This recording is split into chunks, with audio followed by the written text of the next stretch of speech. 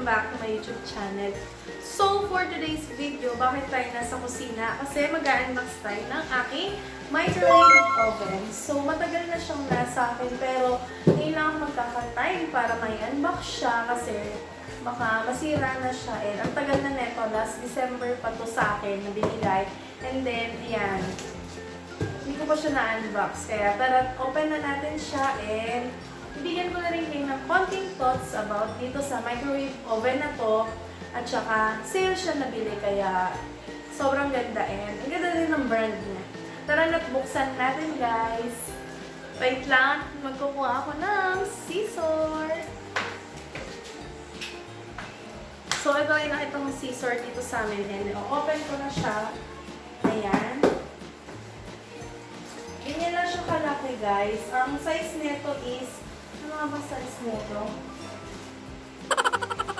Hindi ko alam kung ano yung size niya, pero sakto lang yung laki niya and open na natin siya.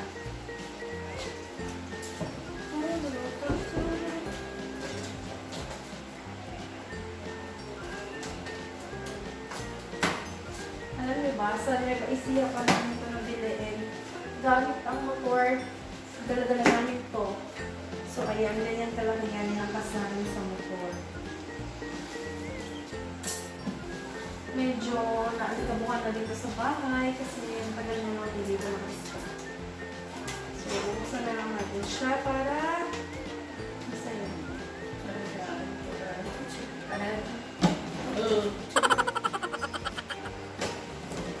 Diba, nandyan pa si tita at sinasabi niya na, oh, malaal. Masisira! Hindi siya masisira. So, ayan. Ayan, box natin yan. And then, ito.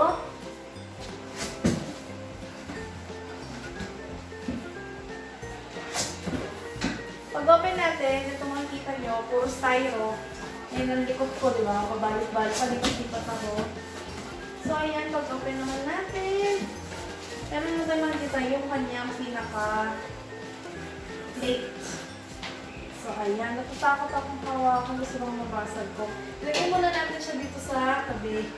Sa gilid para hindi mabasag. And then, makikita lang dito yung mga styro. Naman niya. Ayan. Alisin na natin yung styro kasi kalat na lang siya. And then, ito na.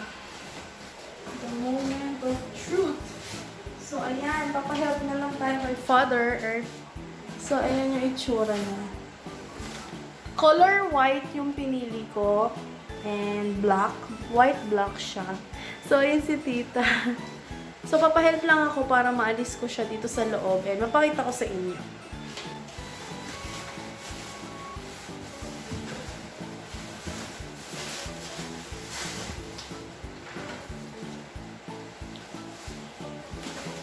Dahan-dahan. Ay, ibaba ka rin ano. Saan nilalagay ito? Diyan lang din. Dito? Alisin ko. Alisin ko yung ng tawag. Ibigat ko na. Ayaw mo ba?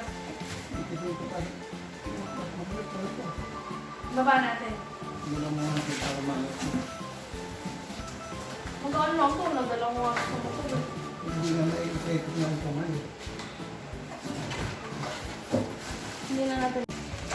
Kaya mo na dyan pa? Mama. Hindi. Mamudo sa kamay ko. Dahan-dahan. May styro pa kasi doon. Ito, alalain mo. Alisin mo yan.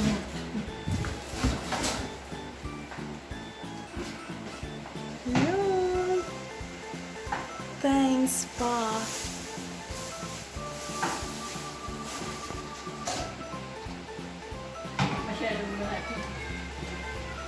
Yan. So, yun na yung ating microwave oven.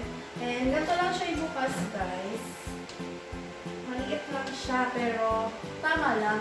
White ang color niya and black. And then, ceramic siya, kaya yun ang gusto mo sa kanya. So, ito yung kanya pang-manual. Basahin natin. And dito nga pala mayroon ilalagay dito na yung parang plate niya na babasagin. So, ilagay mo na natin. Kunin ko lang. Tadaan! So, ito yun. Dapat hindi mabasag yan. Nilalagay ko lang siya dito para complete. I don't know kung tama yung lagay ko. Ilagay mo na natin siya na baliktad. So, ayan. And then, i-open na natin yung kanyang manual. So, ito yung pa-manual ni Samsung. Itatago ko to. Kasi may warranty to. Na 5 years warranty ata yun. By the way, guys, ayusin ko lang yung setup ko. Medyo mainit sa kusina ng... At saka malikabok. Pasensya nila.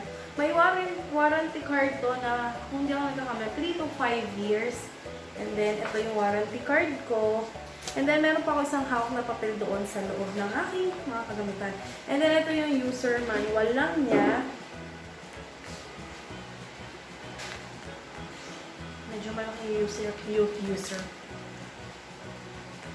manual mo. So, dito lang kung paano gamitin. Pero, naituro naman na to sa amin. Kaya, medyo alam ko na siyang gamitin. Hopefully, kayanin kong gamitin. Kasi, wala, kayanin. Pero kakayanin ko naman siguro. So, ayan. Ipapakita ko sa inyo yung bawat part niya para makita nyo kung paano siya gamitin and kung paano i-open.